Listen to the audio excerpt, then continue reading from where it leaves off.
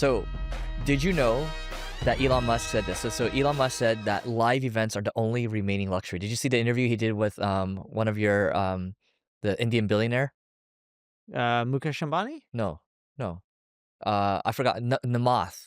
Have you heard of this guy? So he Mm-mm. did an interview with Elon, and then Elon was just saying that if we're looking at a world where you're going to have AI doing all the work, robotics doing all the work, then live events are the only remaining luxury. And argument is that live events are going to become even more expensive, which is interesting to me because I've done these live events over the last few years, and people still keep asking me right now because I didn't do it this year. People are like, Eric, when's the live event coming back? Eric, when's the live event coming back? Right? And then we talked about how live events are Oh, so not important. live like we're doing right now. You're actually No. talking about in person. In-person events, yeah. So Okay. live events are the only remaining luxury. And I believe that to be true because even though you used to be more of a hermit, you're out there more engaging with people, talking with people. And you're even doing your own events now, things like that. So I've always liked doing these things, even I'm though I'm doing more my of an own introvert. events? Yeah, you do your own events when you speak at a conference, you do like a mini event to 10 to 20 Oh, I thought people. you meant like my own conference. Yeah, but I'm just even conferences do. So your thing is like a mini event, right? But I'm just Yeah. saying like even the YPO one, that's like a regular event, but like a big conference too. I've always enjoyed these things, and I feel like you have too. I enjoy them when I know some of the people. It's not that events aren't effective, but like when you have a few people to talk to that you know, it becomes fun because not only do you have the event and you're meeting people, you also can do dinners after or hang out. It's just like when we do these in-person podcast recordings. Hmm. Financially, is it worth our time? No. Yeah. But what's your favorite part of it? We get to hang out, we get to eat after, That's and we get right. to catch up with each other. We get to hear Noah's stories too. Yes. Yeah, yeah, Noah yeah. always has amazing stories. Yeah, If you get to know Noah, he has a very, yeah. very Check interesting it life. out, bikinisports.com. Is that your site? Yeah, Oh, bikinisports.com. okay. Yeah. So, but just generally speaking, he's done quite a bit of different types of businesses. But yeah, we got to catch up. We got to find out who's doing what. I got to push everyone and try to convince them to get married. Yeah, I yeah, try to convince Eric. I try to convince Noah. One day you guys will listen to me. yeah, maybe. But yeah, I would say in-person events are good. So I'm thinking, I thinking at some point, I don't know if it's next year, but the year after, I'll probably bring mine back, and then we'll see where it goes. I guarantee you, if we did, I don't want to do the work, nor do you want to do the work. But if Yeah. someone wanted to do the work for a marketing school conference and make it big, I guarantee you it would probably do well. But I just don't want to do it because we have to focus on our businesses. So the return on investment from doing an event is no good. I'll tell you that much. And even you talk about this podcast, which we can go into too. So you were just talking to a sponsor. I'm talking to one next week, actually, one event that we usually speak at, right? And finally, I hope if we get that deal done, then we don't need to worry because I'm talking to other podcast sponsors right now as well. It's just not worth. I realize it's too much hassle, and then I look at all these contracts, It's and it's too just much like work. it's a 3-year lock-in, and then you know we're gonna take this revenue split, and then it No. has to be exclusive and this and that. I'm just like, no. How about we just work with one of those, and then we take these influencer deals, these one-off deals where it's like 25 grand a pop or whatever, and that's great. Now, am I saying that's easy? Everyone's gonna get that initially? No, but we've been doing this podcast for like 8 years or so. So if you compound for 8 years or so and you keep going, usually something good will happen from it. Dude, I agree. On a side note, speaking about marketing, did I ever show you this? No. What is this? I think this is the old one, but I'm trying a new marketing format. Oh yeah, yeah, yeah, yeah, yeah, yeah. Did I So ever show you Neil's this? showing me last week Neil started doing a podcast with his two team No, not members. podcasts. What is it? It's just we just sat down in a room and we just recorded our That's conversation. still a podcast. Sure, but we're not going to publish it as a podcast. We'll just publish the video format. I think you should publish everything, like We Spotify, could. right? Like everything podcasts. Where are you guys sitting, by the way? Where are we sitting? Yeah, where are you here? They're in LA, Same studio that I currently use. It was free. so they had to come up to LA because I know some of them are. Oh yeah, Yeah. they came to LA, Okay. and we use the same studio. It was free. So you're gonna do it like what, once a month? What's the deal? Some of the people on my team want to do it once a week. Yeah. That is going to be very tough. Yeah. But I enjoyed it because I have so many people that I work with. You actually dressed up in that video. No, I didn't. Look, Yeah. I'm wearing yoga pants. They're gray yoga pants. Oh, you are? You can't even tell. Those aren't the Laurel pants? No, Okay. they're gray yoga pants for like $50. Yeah, okay. Continue. What, hold on. Before you continue, so just so everyone knows, Neil in that video has two of his team members, and they're just nerding out on marketing. They're just having a conversation about marketing. Was it like a 90-minute video? What is that? Hour. We try Hour. to keep Okay, it so you have an an hour. hour conversation. You probably hang out with them afterwards too, right? Yes. Yeah. Got to do lunch and got to talk shop. But the reason I enjoyed it was I have so many coworkers and colleagues, and a lot of them have worked with me for so many years. I know them really well, but we don't talk as often. And I know a lot of these people really well because when we started, we were much smaller in headcount size. So for me, I'm just having a conversation with them about work and seeing what they think and how things are going, and it's just being recorded. Yeah. And the other thing too is one, you build a deeper relationship besides because when you're remote or when you're just talking on the phone, it's much more transactional. It's much more, hey, how's this going right now? Where's this going right now? Are we going to close this deal or whatever? But when you're talking to them, you start to understand more about their families, what their interests are, and things like that.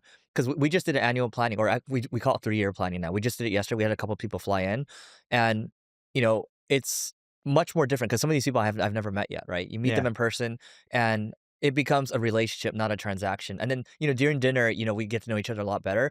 But I actually wish we still had more time to hang out with each other because it was just like they flew in, it was like business all day, had dinner the night before, and that was it. And now they're flying home today. You mentioned that you're meeting up for annual planning, but you mentioned 3-year planning at the same time. What's the difference? You actually do 3 years worth of planning, or is it just Yeah. annual planning? So you're not going to read this book, but there's a book called The Three Hag, right? Okay. So BHAG, you know what a BHAG is? Uh-uh. Okay. Big, hairy, audacious goal. Okay. Okay, I know that And one. then three hag is the 3 year highly achievable goal. Okay. So the reason is the years go by very quickly. And remember when Jeff Bezos was like, hey, like whatever you see us building now, it's taken us 3 years to get here. So whatever we're working on now, it's gonna be 3 years. Ryan Dice actually posted this too. They don't do annual planning, they do 3 year planning as well. And so the point of the three hag is you plan out 12 quarters in advance. You might have the next 4 quarters, the next year. That's probably a little more crystallized versus like it's a little more vague out there. But now for me, what I'm looking to do is I'm holding each person accountable. Hey, you said you're gonna hit this number this quarter. You said you're gonna do these things. I'm just looking at, hey, did you do this? Did you do this? Did you do this? That way I don't need to worry about 20 different things per person. I'm still a little bit confused. So, when you think about the big, hairy, audacious goal, Mhm. most of them don't ever get achieved in the first 12 months or first No, year. that's like the first 10 to 25 years. Yeah. Yeah. So then you're running on this model of, what is it called? 3-year highly achievable goal or something Yeah. like that? Yeah. In your annual meeting, when you're saying you really look at 3-year and you don't do annual or Ryan Dice's new annual, I'm still a little bit lost in what you mean by you're looking at a 3-year goal, but you're planning out 12 months. Yeah, so you have obviously, if you're gonna do 3 years, you need to have the next 12 months figured out too, right? But we're Yes. just planning more long term out, and then the high level vision, like the mission of the company is we're the B2B marketing partner that companies never outgrow, right? And so for us, like, okay, what do we need to build out? Not just product roadmap out like 12 months in advance, or like, hey, who do we need to hire 12 months in advance? But how are we gonna map things out 3 years in advance? Yeah. That's what it is, and we're looking at each quarter. And I don't really find I kind of communicated this yesterday, but a lot of people run on EOS. You guys were kind of on EOS for a while too, traction. Yeah. Yeah. We And did that for around 2 years, and then it kind of I wanna say it broke. you modified it. Kind of just modify I think traction isn't that great once you scale past, like, 40 or 50 or something like that million in revenue. Yeah. It's not for us, maybe I'm wrong, but at least for us, we Yeah. found it not as useful. So I don't like the quarterly planning from the I'm like, why do you need to plan like every quarter? Like you should talk about the metrics and revisit what the annual plan is or what the 3 year plan is.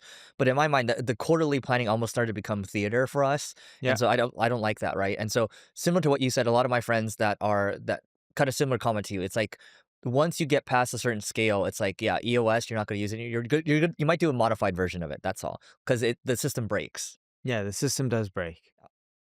But cool. And when you did your 3-year planning, how'd it go overall? So you're gonna just other than focusing on, "Hey, this is the number on Yeah. your head for the quarter, I'm gonna Yeah. just keep on track of this." If you're in B2B, here's the deal. LinkedIn account-based marketing sucks, but it doesn't have to. With Carrot, it allows you to create personalized ads towards your customers and also personalized landing pages that align with the ads so you're gonna have higher conversions and influence pipeline reporting to prove that your ABM works. So if you wanna learn more, just go to carrot.ai and you can join the waitlist. Again, it's carrot, KARROT.ai, and we'll see you on the other side. Yeah. So let me tell you the number one thing I loved about this. So you take out your phone. Okay. I remember I told you about the app Granola. Mhm. So Granola is a note taking app. So I literally had it on sitting the whole time I was recording. And so I have an entire transcript of the thing. And literally what I said was, because ChatGPT has memory of how I think, how I evaluate everything, how I evaluate people, teams, like how we're going, right? And I just said, okay, based on this team, where do you think the deficiencies are for me, for other people? Where do we need to get better? Like stack rank me, like, and stack rank where you think we're gonna what we need to do to hit our goals, right? And so that helps. That gives me more insights as well because we have this transcript now. It records all the action items, everything, right? That's more tactical. But I would say overall it went well because my objective going into that was to get that 3-year audacious goal set. Because you know what happens when you guys were first starting MP Digital, it's like it's very hard. For some people, it's very hard to hold them accountable. But like when you hold them accountable to one thing and you just keep pointing at that, and it's one number, that's what I was looking for, and I was looking for that commitment from everyone, and that's what we got. So, Got it. and that's what Peter Thiel did, right? Back in the day, it's just like one thing, one thing, one thing. I don't Uh-huh. like going back to you when you work with like who reports to you directly? Nobody. I have no direct Okay, so reports. when you're holding you're working with like Michael Ixon, for example, like what are you looking at primarily? What are you talking about all the time? Sales. Okay, Sales and churn. That's okay, it. But they go hand in hand. yeah. What it's really going down to is uh what how much revenue are we producing? Like that's the one real thing that I talked about is like what's our revenue growth? Yeah. It's different for you because that is very much your operator and you can go to him while you can kind of like, float around the organization type of thing. So, Yeah, but for every person I have a different thing. So like more examples. for our VP of marketing or head of marketing or whatever Solo's title is I don't discuss leads with him or anything like that because like those basic metrics like leads and traffic, he meets up with some of the executive team, I don't know who, on a weekly basis or monthly basis, and they go over numbers, Mhm. like how are the ads performing and stuff like that. Where I focus on Solo is what are the channels that are getting RFPs, and we already know what they are for us. How do we double them up? Mhm. So when I look at 2023, I know we're in 2025 and about to wrap up. Just in the United States, right? I don't want to take international because the numbers are really skewed from a percentage wise because we're much smaller. So the percentages are growing at an unrealistic rate because it's law of small numbers. But in the United States in 2023, we had 16 RFPs. 2024, we had 25. So it's a little bit more than a 50%. Oh, you're doing RFP count. Uh-huh. Yeah, yeah, got it. We do it per country. In the United States in 2024, it was 25, so it was a little bit more than 56.25%. If I'm not, my math could be a little bit off. In 2025, so going to this year, the year's not over. We're recording this early December. We're at 36 exactly. Mhm. So I'm like pushing the team. We need 6%. 39, 39. Yeah. 39 gets us to 56. Okay, yeah. So last year we we're at 56.25% growth. I'm trying to get at least 56%. So it'll be similar enough. I'll be flexible on the 0.25%, but I need 56% growth. Yeah. So I'm like pushing You don't extreme. need, you want it. Yeah, I need more than that. You But I'm pushing really hard on the channels that produce Yeah. RFPs. I'm like, double down. Yeah. Let's sprint. Yeah. You know? But my point is, for everyone listening, it's so you see just with Neil's examples, one, Solo is just RFPs. With Mike, it's sales primarily. You might look at retention because hand in hand, right? Because retention helps sales compound. But when you're holding someone accountable, if you're working with a leader, if you just point out one thing, like a lot of people like to say, well, I did these 5 different things, these 10 different things. My mind, my cognitive load just starts to blow up and I start to get really frustrated. I'm just one thing. Yes. Like with my CFO, Yep. I don't even discuss revenue and profitability. I discuss cash flow with him. Mm-hmm. And that's it. Yeah. Like, what's the cash flow look like? Yep. And so much so, dude, I straight up get an email, not every day because they don't send me it on the weekdays or on holidays. Yep. Monday through Friday, Yep. I get an email every single day on how cash flow is going Yep. and bank balances in that email. Once a week, I get it, including US and global accounts, because it takes them quite a bit of time to collect all the data from all the other countries. But 5 days a week, I'm getting US numbers. 1 day a week, I'm getting US combined with global numbers. These are emails. Just one email. How many check-in, because you get check-in text messages and you get check-in emails as well regarding metrics. How many of those do you think you're getting per week in total? Per week? Uh-huh. Revenue, cash flow, churn, I don't know, like RFPs, 20? content, 20. Including text messages, correct? Yeah, including Yeah, text. I'll probably say 20. So my question with 20 is, how do you make sure with humans that that's consistent? Oh, I follow up with them like crazy every single week. See, the thing with you is your memory's really good. Your memory's really good. Yeah, I don't forget. So they probably forget. They probably start to drop off, but you never forget. Dude, straight up, I'm talking with one of my leaders who runs UK for us. Yeah. His name's Brandon. Yeah. I know a potential customer is going to get back to him this Friday. Today I woke up a little bit later, but I woke up at 4:16. I don't use an alarm, but I woke up at 4:16 a.m. Mhm. First thing when I woke up, I texted him, Mhm. "Hey, how'd that potential deal go? Did we close You it?" didn't even brush your teeth yet. No, I didn't even brush my teeth. I just straight Disgusting. rolled out of bed, looked at the clock on my phone, sent the text on Gross. WhatsApp. Okay? I'm still in bed at this point. Yeah. I literally sent the text. Yeah. And he sends back a message being like, he's like, my meeting hasn't even been done with them yet. Right? So he's like, few more hours, Yeah. and then I'll give you an update. You have like a built-in like a AI with you that's like an auto reminder. That's what you have. You've always had that. Yeah. Yes, because what I found early on in my career, and I started my career in marketing over anything else. I know, yes, you can call it entrepreneurship, but I really focus on marketing more than anything else early on. Mhm. I learned that the more you push, the more you get done. Mhm. The less you push, the less you get done. And when you push in marketing, if everyone's happy with you, you're not pushing too much. If they're really pissed at you 24/7, you're pushing too much. So I found this nice balance where they are a little irritated with me. Yeah. That's when I know I'm pushing the right amount. Hey, that's a good clip. That's a good clip for you. And I like everyone being irritated with me just enough. Yeah. And just enough where they blow up at me at least once every few months. Yeah. Because if they don't blow up at me or to someone else about me in the Yeah. organization, I'm not pushing hard enough. You know, I've actually never thought about that, but how true is that? Because if I look at our last 5 years, we the acquisitions, all that stuff, right? When everyone was really nice to me and I was very nice to everyone, things weren't getting done. But when I'm constantly nagging people and I can tell they're getting annoyed, things are getting done.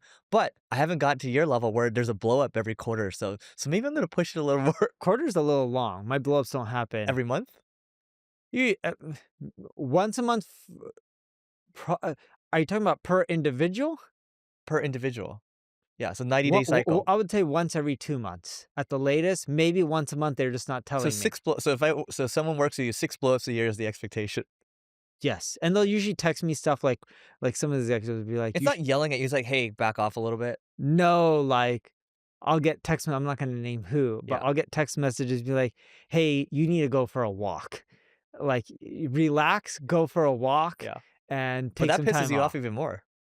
Uh, Yeah, it does. it does, Yeah. but I'm okay with it Yeah. because I know they're pushing and they're doing what's best for the company, and I do know I push really hard. And usually most of the blowups aren't like a text message like go for a walk. It's usually like they'll get off of like, Neil, can you just stop? Right? They're like, you're causing too much chaos.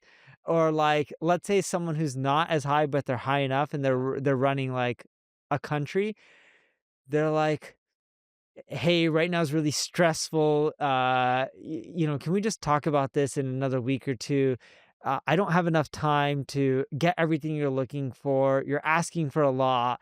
It's just not feasible. Can we just talk about this a week later? Like at that point, I know they're really pissed at me, Yeah. but they can't say F you. I'm really pissed at you. So they're being really nice about it. But yeah, I know that sounds a little cruel. I'm not trying to make I don't people think that's cruel. pissed off at me. I just know you got to push to get stuff done. Yeah. And when we started our careers in marketing, like I'd be like, all right, oh, we got on the homepage of Dig. What else? Cool. What was the conversions? What were the backlinks for? We need another one. What's lined up for next week?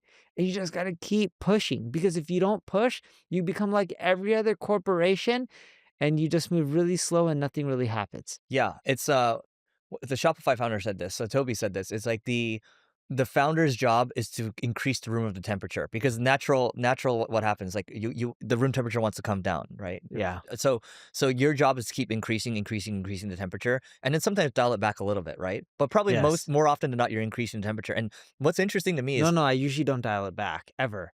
I'll dial it back with that person by just not talking to him for a few days, that's like still up dialing to a week. that's still dialing it back. No, but I'm still pushing hard. Yeah. I just get him a week of breathing room. Yeah. But my deadlines and what I expect does not change.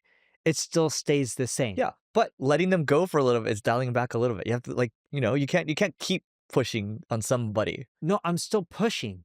So if I pushed them to do something by a certain time, Uh-huh. even though they're pissed off at me, You're still my gonna follow up. expectation stays the same. I just don't follow up every 2 or 3 days. I'll Yeah. follow up a week later. Yeah. So that's what it's like, I get what you're saying, but that's still technically you're backing off a little bit, but then you ramp it back up. That's what I'm saying. Like, it's still mostly this, but it's down a little bit and it's back to this. We're saying the same thing, but for anyone listening, I think the nuance here is when you push, you're pushing to get something done. Mm-hmm.